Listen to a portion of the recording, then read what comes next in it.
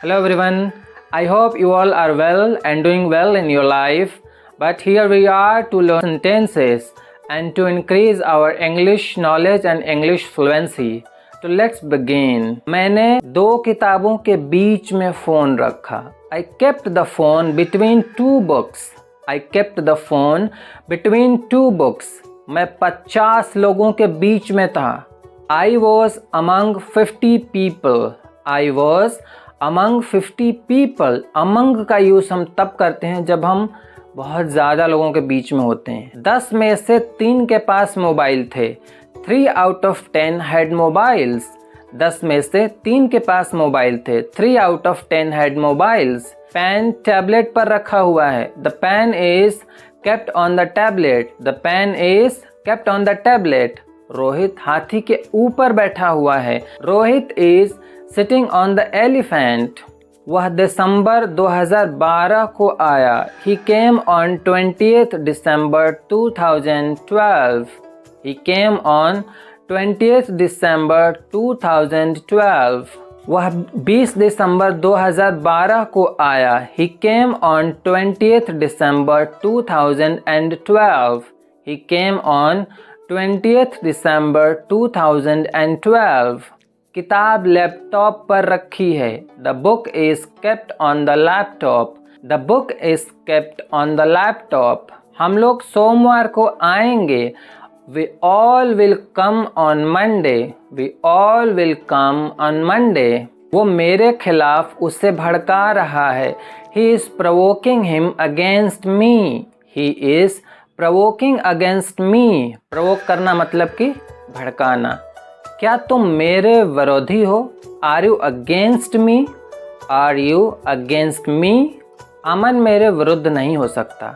Aman can't be against me. वो मेरे बारे में बात कर रहा है. He is talking about me.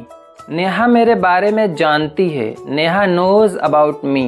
Neha knows about me. उसके बारे में बात मत करो. Don't talk about her. वो नेहा का भाई है. He is Neha's brother.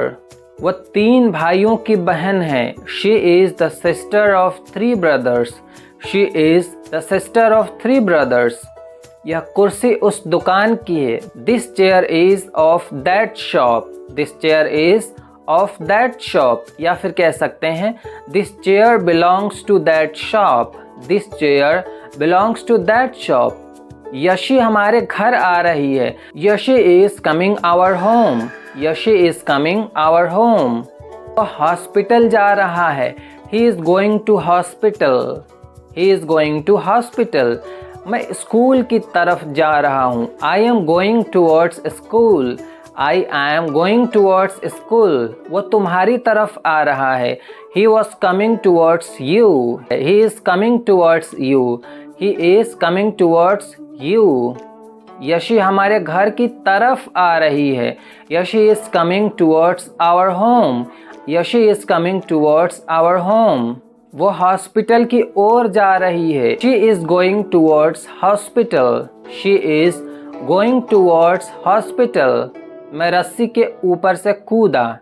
I jumped over the rope. I jumped over the rope. हमारे सिर के ऊपर छत है. There is a roof over our heads. There is a roof over our heads. नदी के ऊपर एक पुल है. There is a bridge over the river. There is a bridge over the river. Aayansh रस्सी के ऊपर से कूदा. Aayansh jumped over the rope. Aayansh jumped over the rope. उसका भाषण मेरे सिर के ऊपर से गुजर गया. या उसका भाषण मेरे सिर के ऊपर से गया. His lecture passed over my head. His lecture passed over my head. मैं 5 मिनट में आ जाऊंगा. I will come within 5 minutes. I will come within 5 minutes. 2 दिन में ही वापस आ गया है. He has come back within just 2 days. He has come back within just 2 days. Ram 10 minute के अंदर पहुंचेगा. Ram will reach within 10 minutes. Ram will reach within 10 minutes. वो 2 दिन के अंदर आ रहा है. He is coming within 2 days. He is coming with in 2 days। मैं तुमसे बेहतर हूँ, I am better than you, I am better than you. हम उससे लंबे हैं, we are taller than him, we are taller than him. मैंने जिंदगी भर उसे प्यार किया, I loved her throughout my life, या I loved him throughout my life.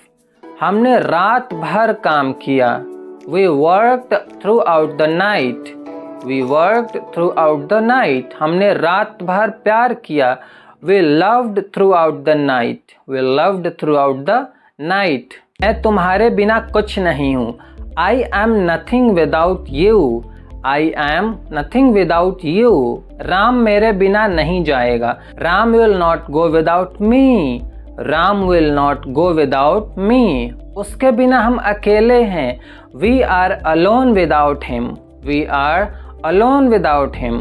कीमतें बढ़ रही हैं, महंगाई बढ़ती हैं तो चीज़ों की कीमतें भी बढ़ जाती हैं, तो हम कहते हैं कीमतें बढ़ रही हैं, prices are rising up, prices are rising up.